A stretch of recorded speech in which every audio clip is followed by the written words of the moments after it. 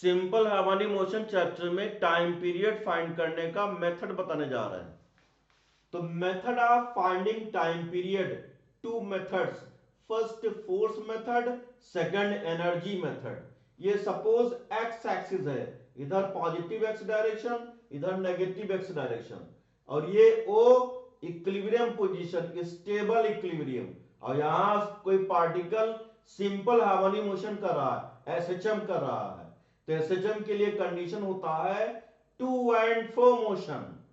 ये ऑसिलेशन के साथ में ये कंडीशन होना चाहिए, restoring force F equal to minus k x, x displacement है, के फोर्स कांस्टेंट। F और x दोनों एक दूसरे के अपोजिट डायरेक्शन में होते हैं।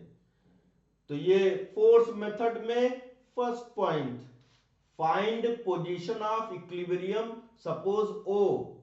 Second point, find direction for which equilibrium is stable, suppose this direction is plus x direction.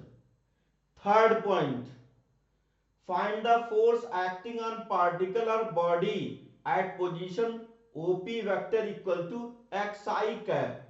Note that force is conservative. Fourth point, suppose the force on particle F vector equal to minus F minus I cap, ये restoring force होता है। Force और displacement दोनों एक दूसरे के opposite direction में होते हैं। Note that direction of F vector and OP vector are x vector is opposite. Next point fifth, find the relation between F and x. Six point, if needed use approximation and shown that f directly proportional to x or f equal to minus kx, where k is some constant, x very small.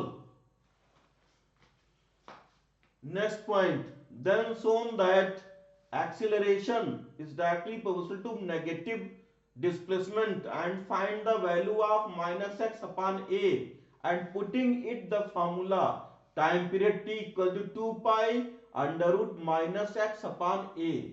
Next, energy method. First point, find the position of stable equilibrium O. Second point, note that force acting is conservative or direction along x. The equilibrium is stable for direction of x. Third point, suppose the body is in simple harmonic motion passing point P with velocity v while OP equal to x, and the total energy of particle is E equal to constant. Total energy equal to kinetic energy plus potential energy equal to constant. तो as E equal to constant, तो इसको t के respect में differentiate करेंगे। सो dy by dt equal to 0, तो dy dt k plus e equal to 0. Solve the above equation. If needed, use approximation and find the value of minus x upon a. Put in following formula. तो t equal to time period equal to 2 pi under root minus x upon a. Thank you.